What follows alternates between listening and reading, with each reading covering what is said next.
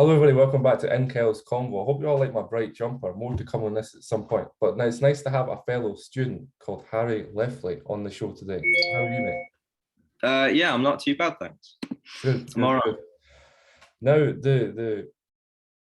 Now, I'm curious to yourself because I get asked it a lot, as we spoke about before, that why did you want to get involved in like the creative industries as you want to do? What was the reason behind it? Well, I've always been quite a creative person. I've always just enjoyed like rather making videos with my mates and like I make music as well. I've just always kind of done that thing, and I went to college and just pursued it really. I did creative digital media, and it was kind of like a big like vague um yeah, just a big sort of vague covering of all things media. So there was like graphic design, there was video, there was like photography, even like 3D modeling and everything. So I was quite lucky that I got to try out quite a few different areas of sort of just creativity really within media. Hmm. And I just preferred video, and I ended up going. I'm at Salford Uni now. I just ended up following that really. I got quite lucky, I think, that I was able to do that, because I know that's not a position that everyone can be in, but Hmm. I'm quite lucky that I've got to where I am. Yeah, yeah. I'm curious as well because like I mean, I don't necessarily watch what I write because I don't write anything that shouldn't be online. Like, there's views and opinions in that you just kind of keep to yourself. But do you ever feel like you need to like monitor what you put on social media at all, just because of jobs and personal things?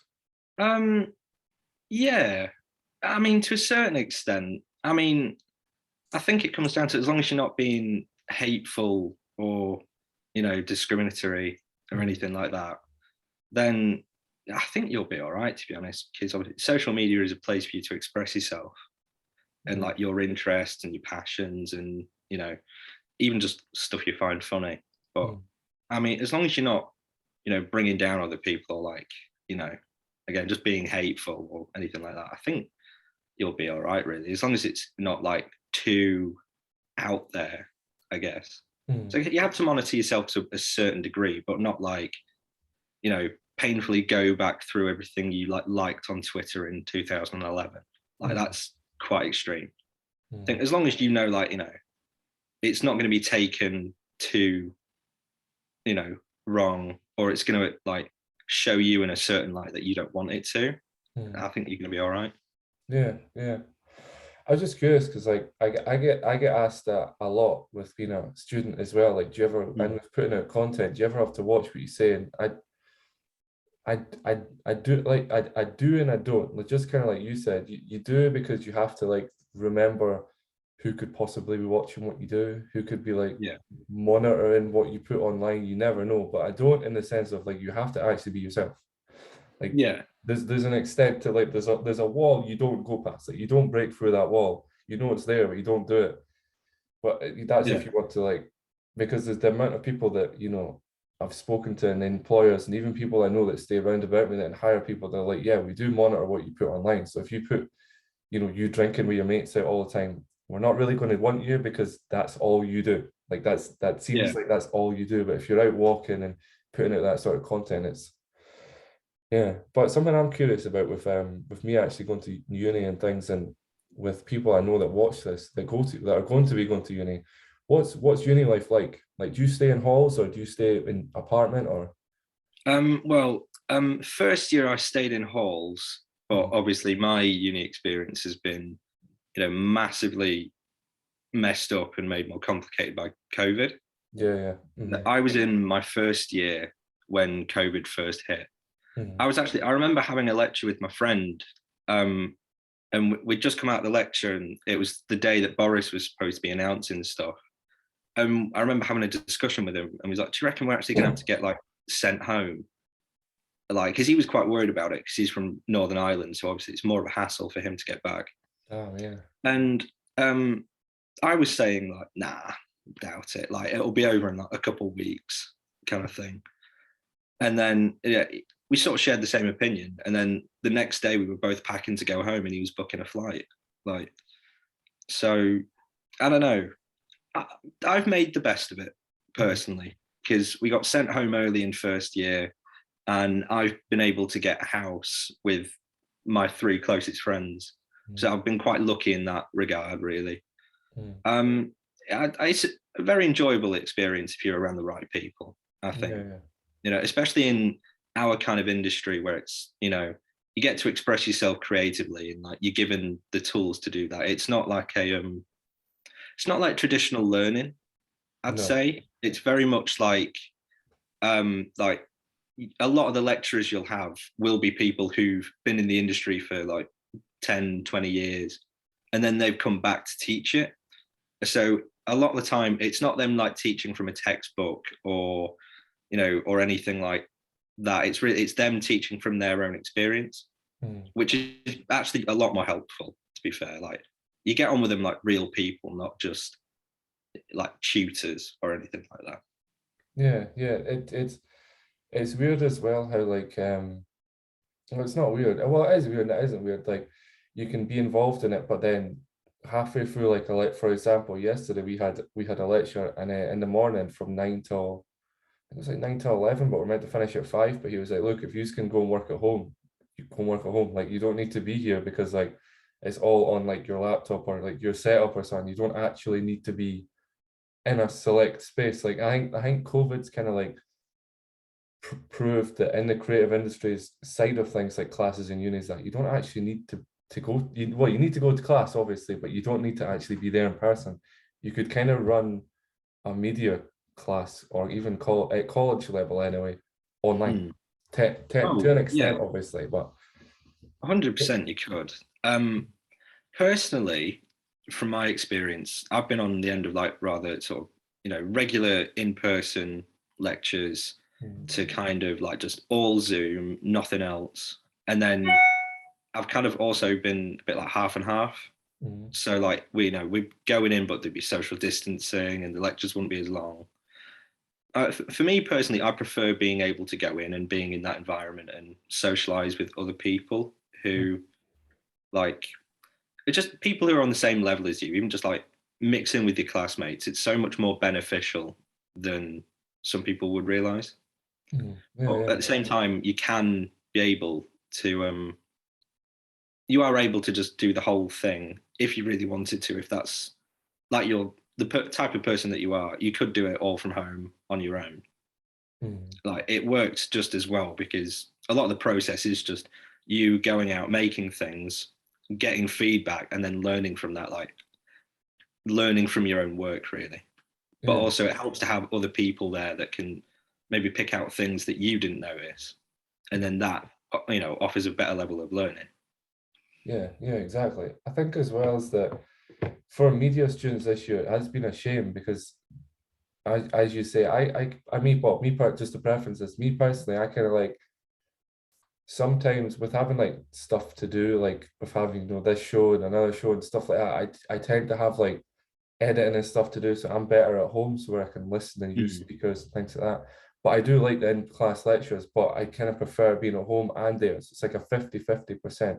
So I like the Yeah, whole socializing and things like that style of stuff.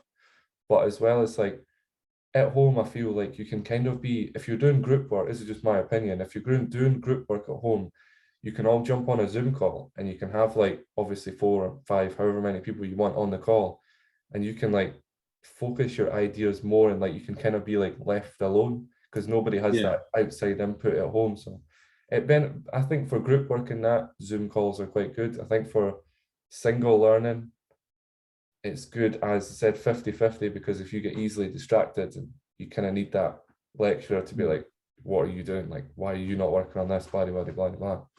yeah. But something wondering as well is like, what's living in halls like, or staying in halls, I should say. What's it like? It's a weird experience because you get, well, for me personally, I'm at Salford Uni, but I'm not from anywhere near here, and no one from my college went here. So I went in knowing no one in this like faraway land, Mhm. and made to live in halls with people I'd never met. And it is really daunting at first. Like I don't think people really realize how daunting it can be for people. Mm. I mean, especially if like the halls you're in isn't like a nice place. I was quite lucky that I got into a campus living villages one on Peel Park, so it was quite nice to be Mm. fair, and that did help that like my surroundings were just nice and clean most of the time. Mm. Anyway, but I think it's a very unique experience, but I think it's good for a lot of people because it really does push you out of the boat. Really, Mm. like I was a very like antisocial person before uni. Like I'd just sort of avoid it at all costs. But then it's like when you're living with other people that you don't know that are more sociable, or even just you're living with people you don't know and you're having to interact with them more, like it does help you a bit more. Like Mm. doesn't seem it at the time, but like looking back, like I think that was a really good thing for me, not just like for like uni, I think just as a person. But then again, it's not like that for everyone because everyone's different. I'm just saying, like in my experience, Mm. I found it to be really beneficial. Yeah, yeah, I've heard that from a lot of people actually.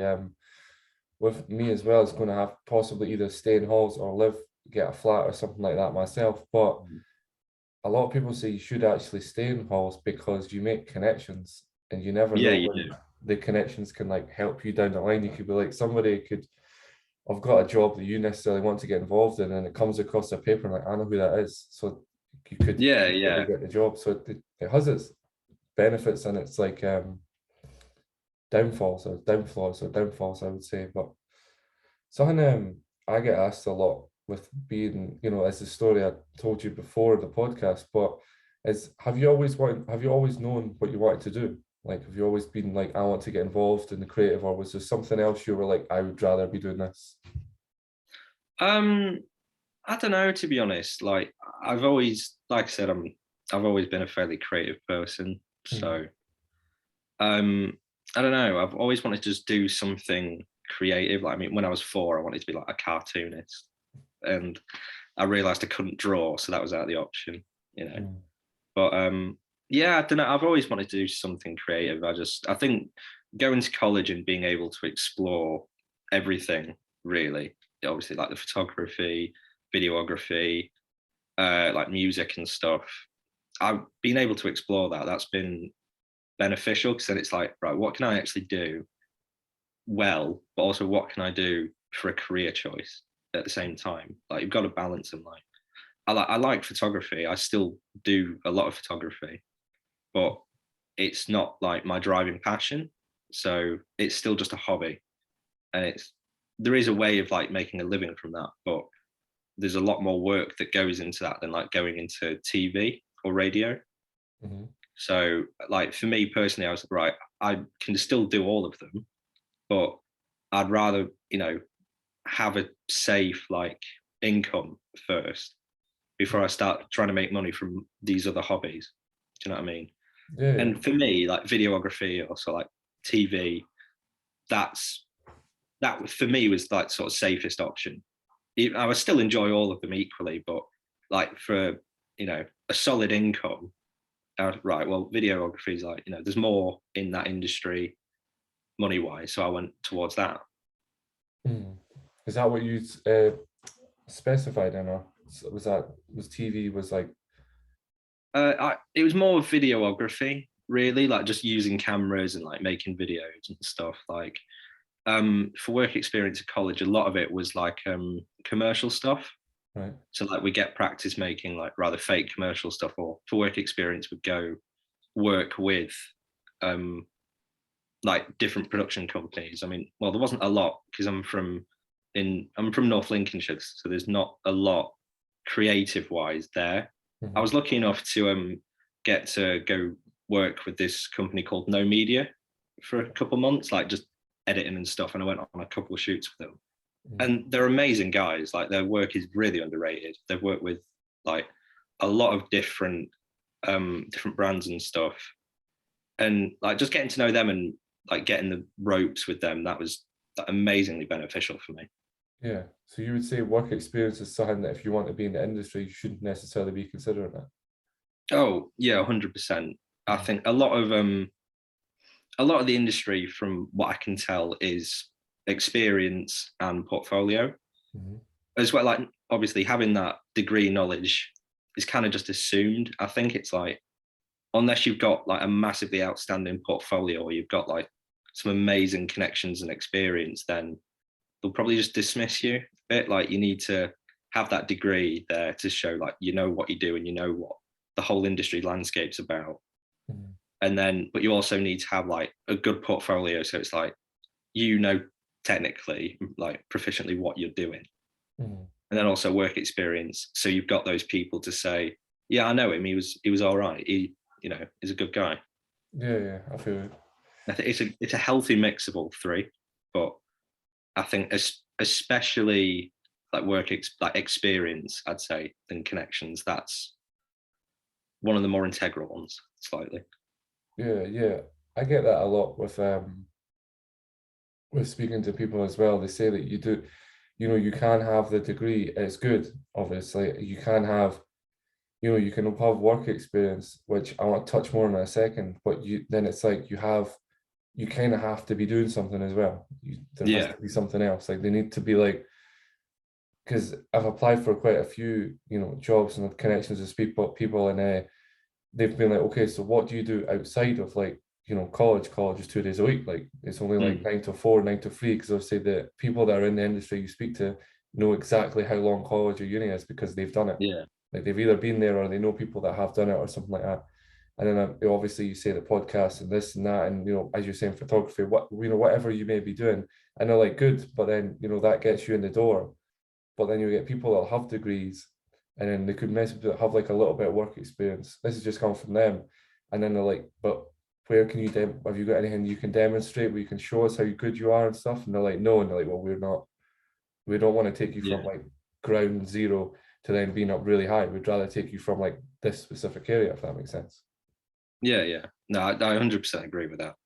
Yeah, it's a weird one. It's something that people don't, you know, take into that big a consideration. It's Yeah.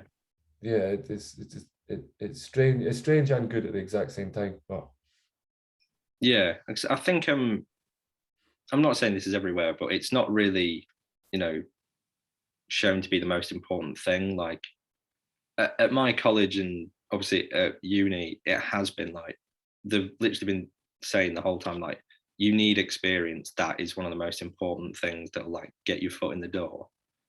But I don't think that's advertised as well everywhere else. Like I had a few friends do similar stuff like media and film at a different college, and they just had like they didn't have to do any work experience whatsoever, and like they've not really utilized that. I Mhm. mean, it could just be a personal choice that they haven't, but you know, I think I've been able to get where I am uni wise and you know where I was at college because I went and looked for experience. Mhm. Like it is really important, I think, especially just to be able to show that like you know what you're doing, I think, Yeah, and that you're passionate about it. yeah. I think having a a taster of all different things, like you said as well, like it's called up here. It's called an NC in creative media. So it's a little obviously the English and it's a little bit different, but when it comes to the that thing, it gives you a taster of photography, radio, TV, and sound production. So you can kind of like choose. It's a lot to learn on 1 year, but Yeah. you get to like get a taste of the industry. Use studios, use a radio studio, um, use TV like accessories, you know, like green screen and all this sort of stuff, video Mhm. cameras. And it's actually a really fun course to be honest with you. But it, I think to for me as well as you know as you know as clearly yourself, it's good that I think it's good that you have got that work experience, so you can be like, yeah, I've got a degree and stuff, but this is also how what I know. Like I've been, you can speak to these guys because a lot of people don't realize that you actually need, you know, for well, a good example for this is I won't mention his name because I didn't say I was going to bring it up, but I know somebody that's going to the Royal Conservatoire for music and film and Oh, stuff. wow. Yeah, yeah. So he's going for film. Again, I won't bring his name up because it's not Mm. just in case anything falls through, because it's just January. But he's wanting to go there for film, and he said himself, he was like, when you apply for uni and stuff, did you have to get a reference? And I was like, yeah, to use my lecturer, who I'm really good friends with, Richard Hamilton's his name, amazing guy at Fife College. We're good friends now, and he was like, okay, I had to get an acting reference and a performing reference and an editing reference. So he had to get obviously all in one, but he had to get Mm. somebody that's seen him do all this sort of stuff. And if you haven't had that work experience, or you haven't had that creative knowledge or creative chance to do that, you're not going to be able to have it. You can't just write your mate down who's going to be able to give you it, because Yeah. it doesn't quite work like that. It may work like that for some stuff, but it doesn't work like that for uni or jobs or anything. It's yeah, work experience is very, very, very underrated. But where I wanted to go with that was, I think that's because a lot of people expect money right up front. Yeah. Even though well, they know that you don't have any experience, so they know you don't have like any editing experience, so they know you literally have never even had your foot in the industry, but then you want this, like, for example, say like 25 grand a year, average, Mm. because it's what most jobs average now, and you want all that money, but it's like, okay, but why should we pay you that? You don't even know what you're doing. And so would you say it kind of comes down to like work experience, and working for free is a good thing?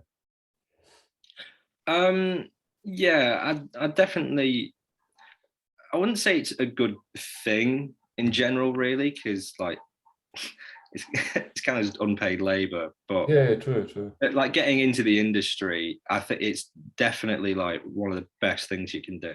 Mhm. Like obviously like me and all my friends who I live with, we all do the same course that's like TV and radio.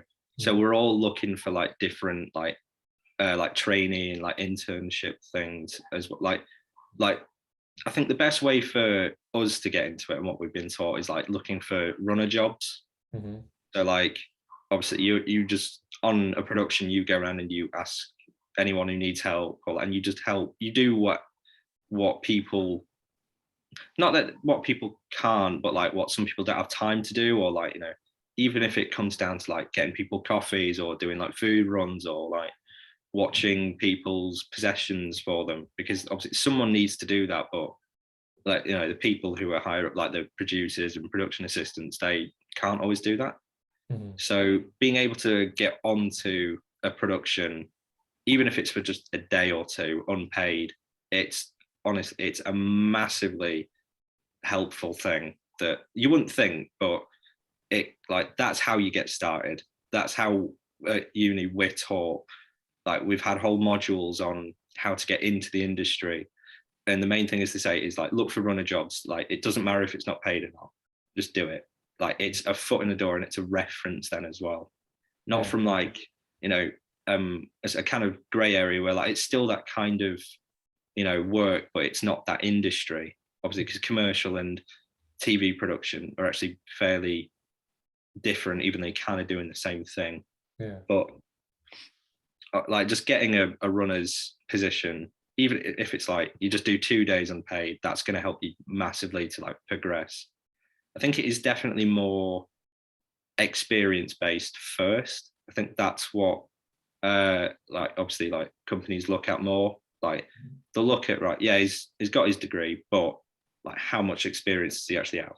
Yeah. Yeah. I think if you're willing to do it unpaid, that just shows that like you're just as passionate about it, that like you're willing to like sort of sacrifice a little early to get a lot later, Yeah. Yeah. just 100%. to be involved. I think, yeah, it's definitely massively helpful. Yeah, after everybody I've spoken to, like, that's, either, a student like yourself, or like anywhere all the way up to like the working for Bauer Media, and or even higher than that, that own companies, have all said the same thing. Like, no matter where you start, you kind of need to have work for free a little bit. Like, there has to be that give Yeah, or take, where, because then they'll just look at it as if like you're just looking for money. Like, everybody has to live, and you have to obviously pay bills yeah, and all this sort of stuff. But it does come to an extent where, like, you kind of need to work for free a little bit. Like, and that just as you yeah, said, a great analogy, to be honest. It's like you need to get your foot in the industry somehow. Like, there needs to be, if you can get a paid internship, or if you can get anything like that, great, go for it, 100%. But it does come down to that little bit as well, that you might necessarily need to work for free so you can get your foot in the door and all this sort of stuff. But I'm curious as well, is that what was the when you were in halls and in I'll ask this question first. What was the oldest necessarily person that was in your halls? Like what would you say? Um, Or that you knew of, I should say. I think I don't because it was about 7 or 8 of us. It's been such a while now. There was 7 or 8 of us, and most of us were like 18, 19-ish. I think there was a couple of people who were in like they're like early to mid 20s, I think, who were living with us. But like obviously you don't see them any different really. Like I don't think it I didn't see them any differently, and like they act just like how you are because it doesn't really matter about your age. Everyone's in the same position really. Like Mm, you're in this like strange, new, unfamiliar place with people you don't really know, and like it is terrifying at first, but then when you get used to it and you realize that everyone's kind of feeling like you can kind of relate to other people like that. mm, Like everyone's in the same boat. I know that's a saying that's been said 1,000 times about uni, and it's not always comforting.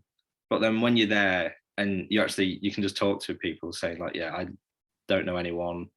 I've I have no idea where I'm going most of the time, and they'll just go, yeah, me too. mm. And there's a comfort in that, I think. Yeah, yeah, 100%. Because I've been asked that again. I won't mention names because it's not fair without actually consulting them. But with me being because I'm 27, so Mhm. will I be 28 in uni? Yeah, well, obviously, what am I talking about? Yeah, well, and but there's a guy that's coming on my course. I'll mention is he watches my podcast because we talk about them every time. So you'll probably ask about yourself and that. But he's Yeah, 36 and he's not staying in halls, but he was considering it and he was like, yeah, but I don't want to be around like younger kids and stuff. And I was like, Mhm. you can't look at it like that. You have to look at it like you have a goal, an end goal, and you have a we're all trying to get to the same place. Like age is not a huge thing. As long as you're not underage or really, really like older, yeah, it's just a cheaper way of staying there. Like, because you're yeah. not going to get a Exactly. flat for the same price. It's just not going to happen unless like yourself, you're able to get a house with some people or even a flat with some people. That's completely different. Yeah. But you're not going to get for the price and that. It just doesn't make any sense to be honest with you. But No, I think that the money aspect of it, like, I think that is a it's a sort of under talked about thing. Like, I know anyone can go to uni, but obviously, like, even with the loan, you can be okay if you get like the maximum amount. But a lot of people don't, and then like, and a lot of people are worried about the debts afterwards, and also like not having the money to like be able to support yourself there. Like, so some people have to get if they like really want to go to uni, they'll be willing to get a job alongside their studies. But that is an incredibly hard thing to balance, mhm. I think. But I think there's that myth about the student loans where it's like, oh, you're dying under hundreds of thousands of grand of debt. Like, not really, because like it's not like in American films where like they have $200,000 worth of debt that they have to pay back immediately. Like I know it works out at something like you only pay back a certain amount a month, and it's like standardized in the Mm, UK. Well, I know for Scotland it's like you don't have to pay at all if you're a Scottish citizen, but in like England it's like you only pay back. I don't know how much it is in particular. It depends on your course, but something like 40 quid a month, I think, which isn't that bad really. no. Like, especially if like I mean, you only start paying that back if you're earning over like 25 or 26,000 pounds a year. And at that rate, if you're earning that much and it's like 40 quid a month to be able to earn that much, it kind of cancels itself out. Mm. I mean, again, I don't know the whole specifics about it, but I've done a little bit of research and it's like it's definitely not as bad as people make out. Yeah, I mean, Like from my group of friends at home, I'm the only one really who went to uni. I think there was one or two others that have started now, but like straight away I was the only one. And my friends would just say like, oh, you're just going to get yourself into like loads of debt and not have a job by the end of it. And it's like, well, no. And yeah, I might not right away. Mm. That's because of the course. But, a lot of people do get an industry job right away and are more than capable of paying it off. I think there's Mm. definitely a lot of misconceptions about uni, I think. Yeah, I mean, you're totally right. We don't pay back our course, but we pay back our student loan. But it's Yeah. not until after like 21-ish thousand a year, once you hit like a certain peak money you can Yeah, earn. yeah. After a So certain threshold, isn't it? yeah, I was speaking to one of my lecturers, and roughly we're like, because I kind of went to, I did my NC, and then like I was telling you, and then I did my HNC sound production, and then I left to work for 2 years because I felt like I was like, that's why I'm older going to uni, because I was like, I kind of want to go down with a little bit of money so I can kind of like Yeah.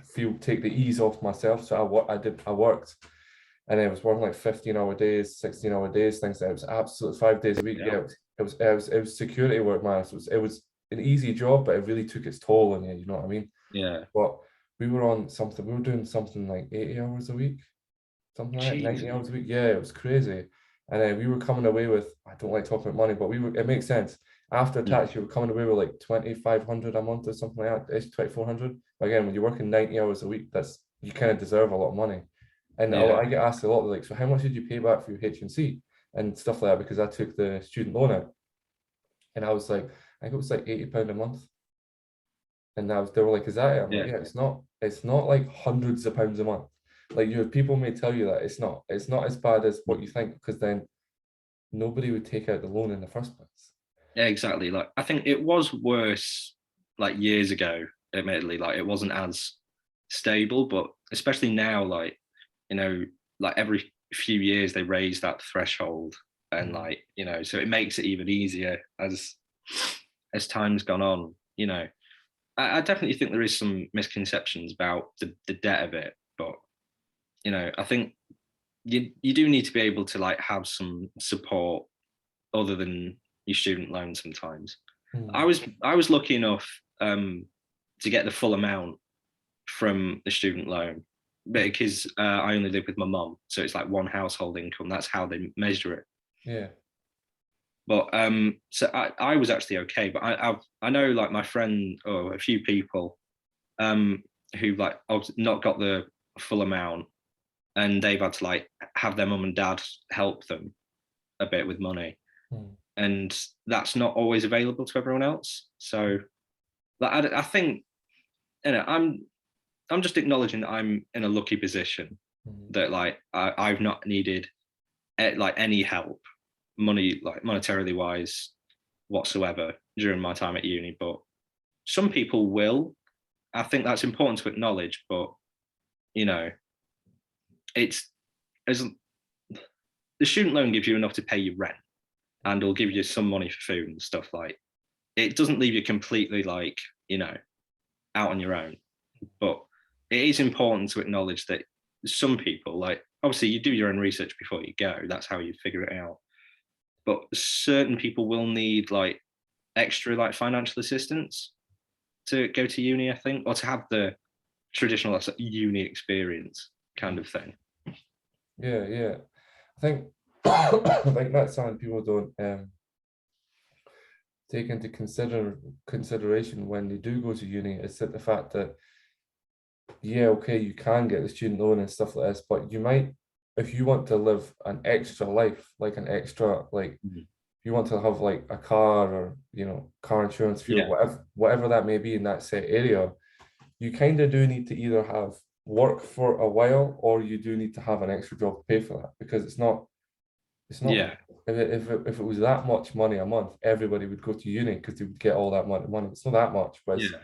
it is, you're right, it does help yourself a lot. But something I'm curious about as well is, have you ever had like any negativity because you want to go into like a different, like not the normal 9 to 5 career type thing? Um, a little bit, yeah. Just because I think like if I've ever annoyed like a couple of my friends from home, like they'll just lash out and say, "Oh well, yeah, you're not gonna get a job. You're wasting 3 years." And it's like, well, no, not really. I'm working on something I like, Mhm. and like I think because they're just outdated, like stereotype things. It's like, you know, all the pointless media degree things, like especially with today, like how much of our lives are run online and through entertainment, and like, you know, it doesn't just have to be like TV or a radio degree. It could be like, you know, there's like marketing degrees, there's like just hundreds of different types of media, like multimedia, social media, like marketing degrees and stuff. Like they're becoming more and more frequent because they're needed a bit more now, especially like with today and with the pandemic showing us that, like, you know, we actually do use like things online a lot more than I think we realized. Like I don't know, I think like I've not really faced a lot of like negativity, not like genuine, just, you know, just sort of like having a laugh and that, or poking fun. But I think it's just acknowledging that in your head when you're thinking like, oh, am I really gonna like come out of this with nothing? Like, am I wasting my time? But then when you actually just look at it like logistically, you're thinking, well, no, because, you know, I'm working on something I'm passionate about, something that I love to do. And, you know, I might not get there right away, but this will massively help me get there, you know, like just because it's not a traditional, you know, stepping stone of, you know, just going to uni and immediately coming out with it with a graduate job doesn't mean it's not worthless. I think if you're passionate about it, then, you know, like follow it if you can. Yeah, I say it to a lot of people. It's like you kind of have to like realize, especially, you know, in this day and age, and that you don't necessarily ever get to follow or do what you want to do. Like never. Some people literally never do it. Like I was telling you for the podcast, there's a lot of people I know that work in various different places that will never get to do what they want to do because they don't ever want to take that risk because it's a scary risk, because it's a scary Yeah. industry, because the jobs are quite scarce. But at the same time, that when you do get a job, when you are involved in the industry, it's really rewarding because you're actually working what you work on, you actually get to do every day, if that makes sense. So like if you're working on Yeah. like a creative or commercial, like you were saying, if you're working on that commercial and then it hits big and it's on telly or radio or something, you're like, I actually worked on that. So you're getting to see what you've done for months and months and months. It's not like if you work in like a shop or something like that. You you just you stack shelves, but then somebody brings a shelf to you, you're not going to be like, oh, that's good, I see that because I put that bottle of Pepsi on the shelf or something like that. You're just not gonna, you're not gonna have that same feeling, as they say. Um, well, I'm curious as well. What motivated you to want to go into TV in the first place? I know you said you were, you know, when you were younger and you want to become a cartoonist, but was there anything else where you were like, I'm not going to go and get the normal job. I kind of want to go and do what I love every day. Um, I don't know really. I think it was just the choice of course at college, really, because obviously I went from school and like the media like segment of my school was like very minimalist. Mm, Like we'd more just get taught about like newspapers and like movie posters and stuff. And it's like, yeah, it's all right, but you know, like I just enjoyed making like videos with my friends anyway. Like would rather just like write like little skits or like sketches and stuff like that mm. that like we'd never show anyone because they were just awful. But Yeah. they were just fun to make because, you know, we just enjoyed being part of the process. And then I don't know, I think it was just on an open day I forgot to fill out a form, and they just said, oh yeah, just go in this class, and it was the one I ended up doing, the like multimedia one, and I just loved it. I was like, yeah, I'll just do this then. Like I very much kind of fell into it accidentally, but I don't know, I've loved it Yeah. personally. Yeah. Good. Like, college was amazing. Having like being able to interact with loads of different people who were as well like different ages and stuff. It wasn't just like people who were like 16, 17 in my class, Mm, and like everyone shared that same passion. So it was nice being able to like bounce off everyone else. And then obviously from there came to uni, and you know, sort of similar situation. It's nice being able to bounce off everyone creatively and like being able to see what other people do with the same brief you get, and it could be like massively different to something like you wouldn't have even thought of their idea. And then like when you see like it just sort of clicks, and it just opens your mind up creatively a bit more, I think. Yeah. It's just a great experience.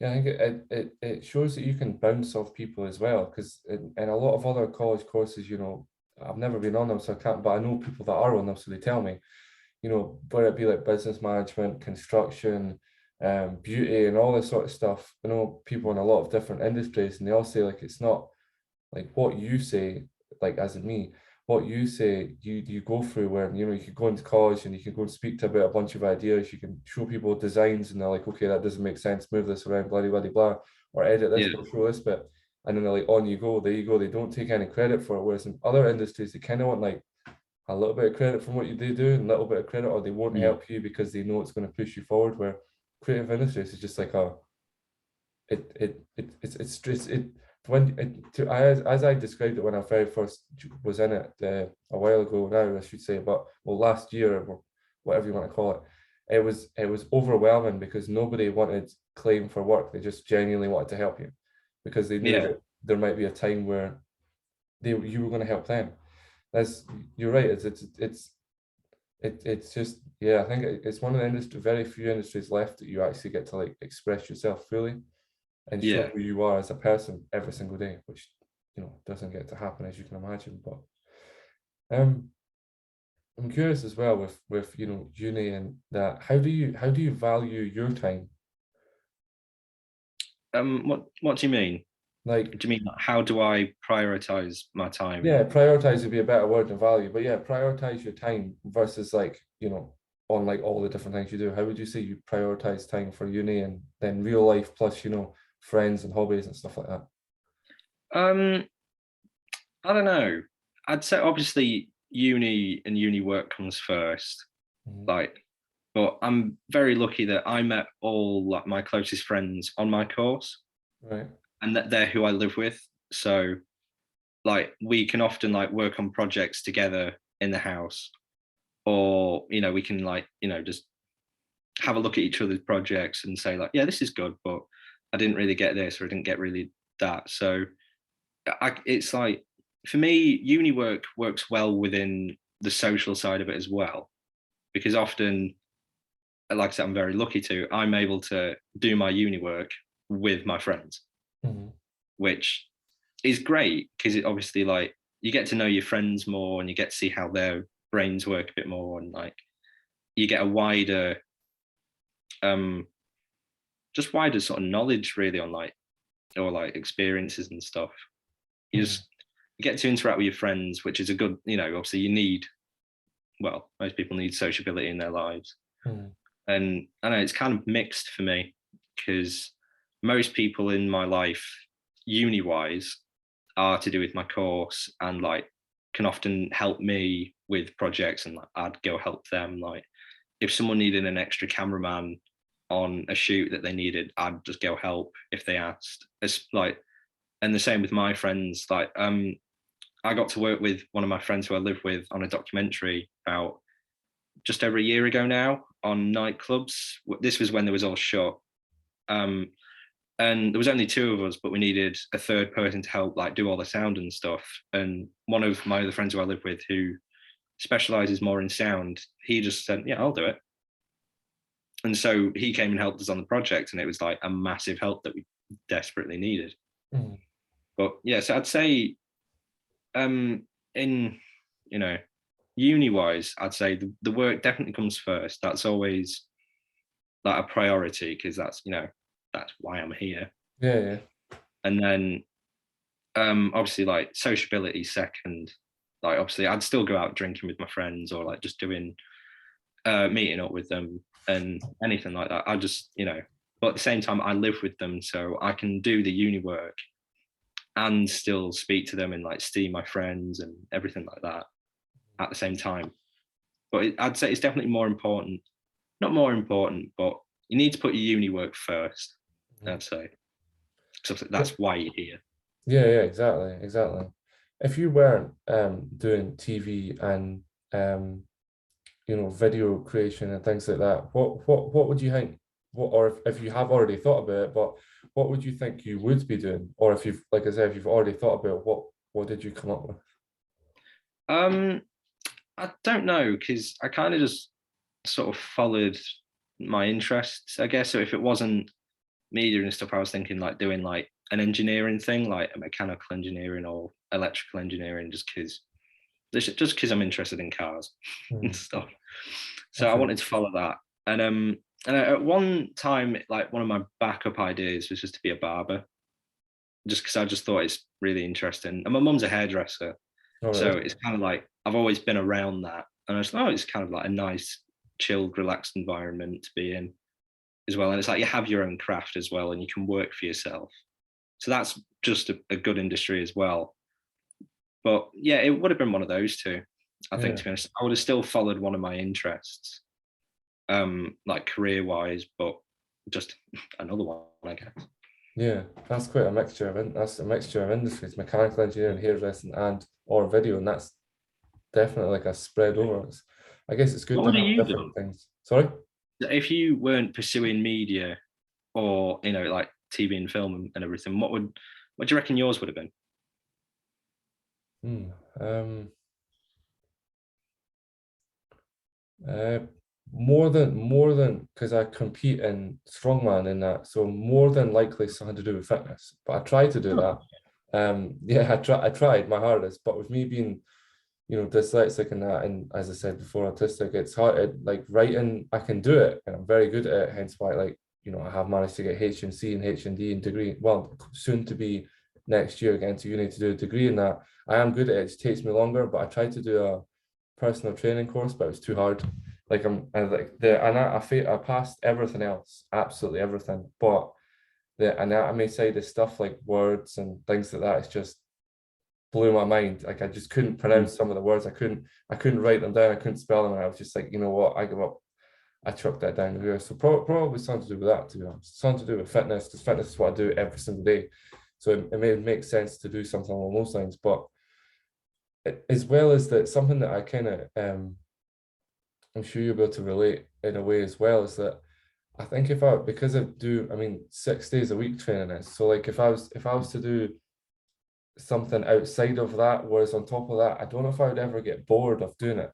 Would I get bored of being in the gym? Because I'm in the gym 2 hours a day as it is. So it's like, would I get bored being in the gym like another, for example, if you're working at a gym, it could be like 8 hours or something. So it's nearly Yeah, 10 hours total. And would I get bored? That was my always kind of like fear a little bit. It was like I don't want to like get bored of what I'm doing ever.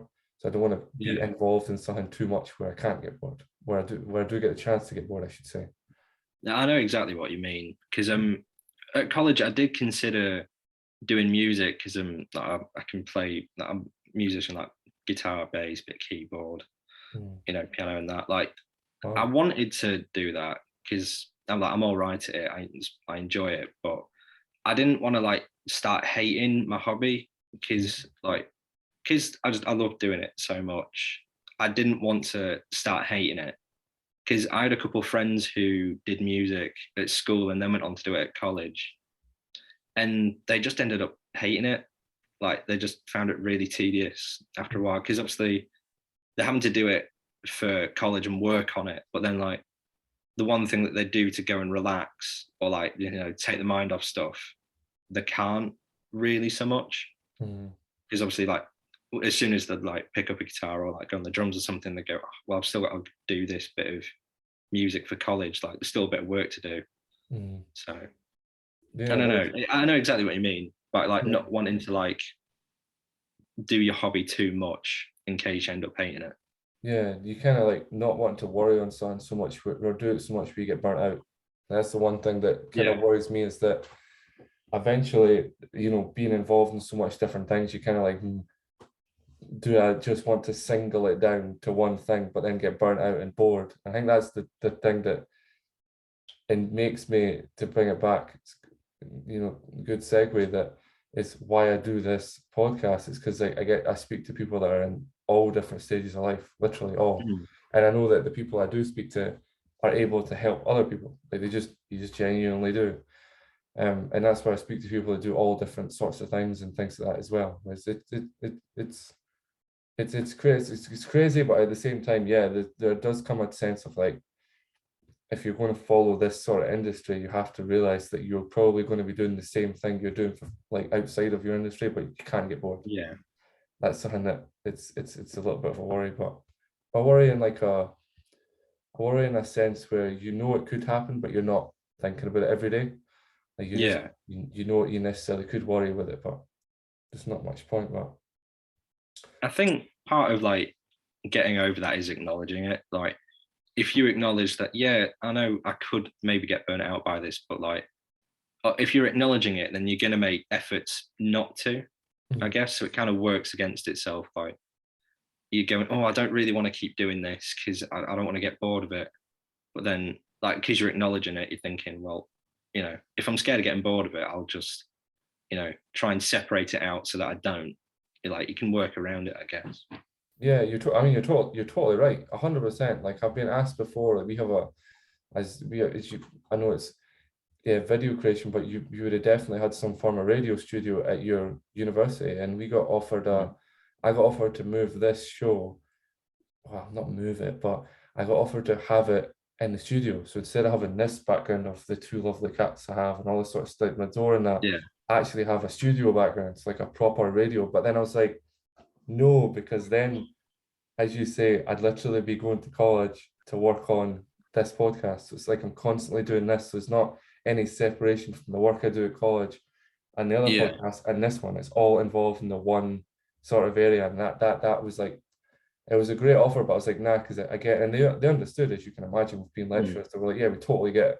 Like, we totally understand. We just thought we'd make it easier for you. But at the same time, we realize why you don't want to do it because it might worry you. Like, it might mm, take a little bit of a toll on you type thing. Yeah, it's an interesting one. It's like something that it's definitely a thinking point anyway. Like, you do have to have that separation sometimes, which again is why, like, I wouldn't want to do anything with the gym because you can't separate yourself from it. yeah, Like it's hard to relate. I mean, it might be relatable for some people, I guess, but if you have a competition coming up and you know there's a lift weight and then you know you can't lift that, or you end up lifting a weight and then you fail in it, but then you've mm, got to go and be a personal trainer all the time, you're like, hmm, and you're seeing the platform that you failed it on all the time. It does play. It's a weird analogy, but people that lift will know exactly what I'm talking about. Like as soon as you yeah, see that platform, you're like, I failed. What's a lift? I failed a squat on that squat rack. Like I know that, and every time you see it, it'll play on your mind. It could actually affect you mentally. It's like yeah, it obviously depends. Like if you don't take it that seriously, obviously it's not going to do that. But if you take it that seriously, then it will. Especially with like video, and if you're quite far behind, and it's taking ages, or you're putting out content that you don't feel is the best, it's going to play in your mind when you like are constantly doing this type of content and all this sort of. You do bring you. It's a valid point to bring up. I'll give you that one. It's definitely something that not a lot of people think of either. Like not a lot yeah, of people think of that. The negative side of it, which you I wouldn't have it playing on your mind all the time because that's not good. But mm, definitely you need to keep the negative side on your head a little bit. So if it comes across, you know how to deal with it. Yeah, yeah. it's very truthful. But have you ever had to like? I'm curious as well. If you ever have you ever had to like face your fears before? And if so, how did you deal Um, with it? How do you deal with the fear or with it? Yeah. it's a really good question, actually. Um, I don't know. I guess I think doing the work experience thing at college that would face a lot of fears just because I suffered with quite bad anxiety at that time. So just, Oh yeah. new social interaction with, me thinking, oh, like I need to get on with these guys because this matters for my future. Hmm. It's quite daunting. But I don't know. I think there's always a little bit of that on any like project where you have to go and interact with people that like you don't know like very well or like at all.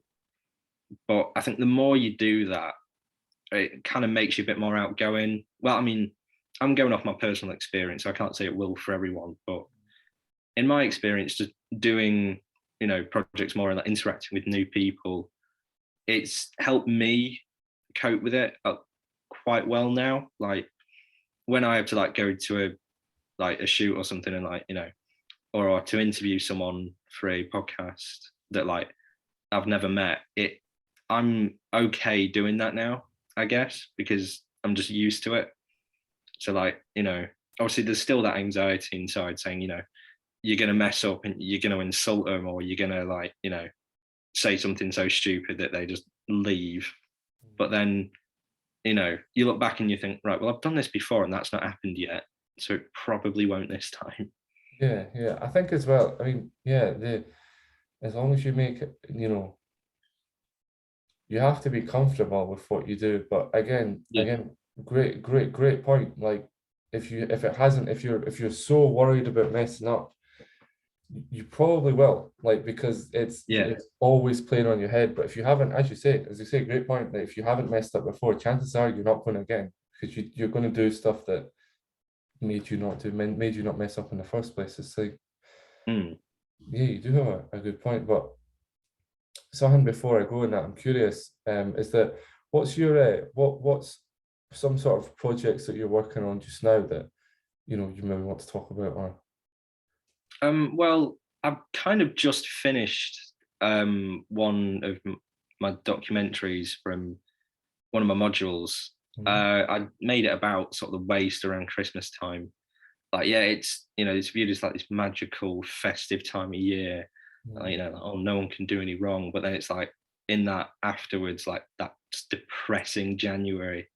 mhm, Like, there's just so much waste afterwards from Christmas, mhm, like all the cardboard from boxes from the new stuff, and all the like tinsel and all the old trees and that. Like, so I went and filmed it whilst I was at home at my sort of local like recycling plant, like slash tip, mhm, because I'd been a few days before with my friend just to help him out with the tip run, and we was in the queue for about half an hour because there was just that many people there with like cars like full of just Christmas clutter, I guess. Like, and I think it's just an interesting thing to look at. And I mhm, think because I can't remember the exact statistic, but like when I was researching it, it was something like it's like hundreds of millions of pounds worth of waste each year just from like the UK. And it's like that's just staggering. They're like everyone's very eco-conscious nowadays, which obviously is a great thing, but we kind of just go quite blasé about it at Christmas because it's like, oh, it's Christmas. It's a bit like, you're gonna have like a second bit of pudding or something, and you think, oh, I shouldn't really, but then you just go, oh, it's Christmas, whatever. I think we have that same attitude towards environmentalism right, at Christmas as well, mhm, because it's just that kind of time everyone just blows off a bit of steam, mhm, which it's not an inherently wrong attitude because it's human, I guess. But I think there does need to be a bit more acknowledgement about it, really. yeah, And yeah, that was the aim of the documentary. Really, it's a like solo project one. mhm, Um, but yeah, there was that, and I made a podcast. Well, it's going to be a podcast series, but I've only done the first episode. It was from a podcasting module about nostalgia and like how sort of nostalgia obsessed we all are now, and how there's all these like you know everything's vintage or retro, like old cars and like even like old cameras and stuff. Like I've noticed like a fair few adverts now are like getting that 90s or 80s aesthetic, and like they use like film cameras or like Super 8 ones. Like, I mean, I'm not different to this. Like, I mean, I've got a film camera here. I've got a few on my shelf. mhm, Like, I like it, but it's like I just tried to explore, why are we like that? Like, why are we, even though there's this like newer technology that's like better in every single way, why are we kind of like neglecting that and going back towards like old stuff, like old clothes, old tech and stuff? I spoke to a few photographers, really, like some who shoot. There was a guy from Leeds who shoots just full on film for his work, and there was a woman in America, in Washington, that she's a professional photographer, but she's starting to use film in her like sort of day to day, and like sort of looked into why like people do that. Because like when you think about it, it's kind of weird that like we are using stuff that's purposely worse. And is it like just an aesthetic thing, or is it because like everything's getting so automated nowadays that it's like it's almost kind of scary, like just the concept of some stuff where it's like almost like futuristic, and I think some people are a bit worried about that. Not worried, but like worried, like how it is now, like what's it going to be like in the future, kind of thing. That's what I'm trying to explore. Yeah, I mean, that's made me think a little bit. The why do we use? It's like how like you know what it is? It's like a good analogy for that, in my opinion, would be how people don't wear, as I say, wearing this stuff, but people don't wear branded clothes anymore because billionaires don't wear them. Like it's kind of like that analogy. Yeah, Like you don't want to use, like, billionaires won't waste their money on stupid. I know they buy planes, and which get them from A to B yeah, in meetings. They buy boats because it gets them socializing. They can market.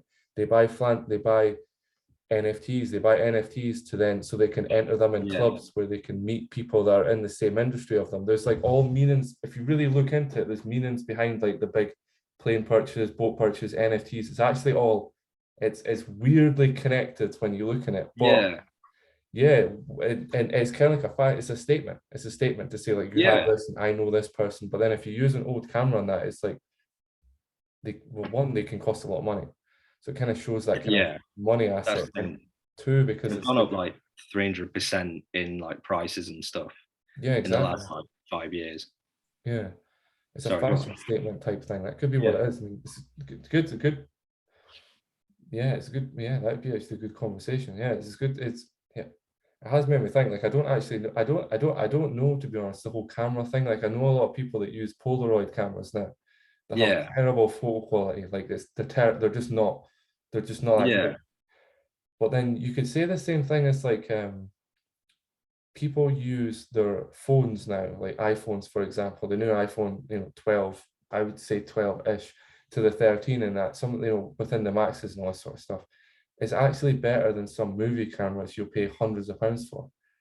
But yeah. you still I mean, want that movie camera.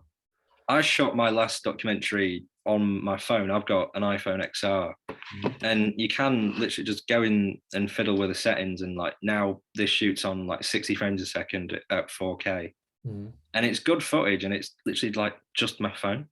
Yeah, So like, I don't know. It's a weird concept that I'm definitely gonna explore a bit more, I think. But that was just the last episode I filmed, or yeah, not yeah. filmed, so recorded. Well, if you ever want any help in that, let me know. I'd be more than happy to, like, because again, Yeah, oh, yeah, thank you for coming on. But like, I'd be so down for helping you. If that's an interesting, it's an actual interesting subject.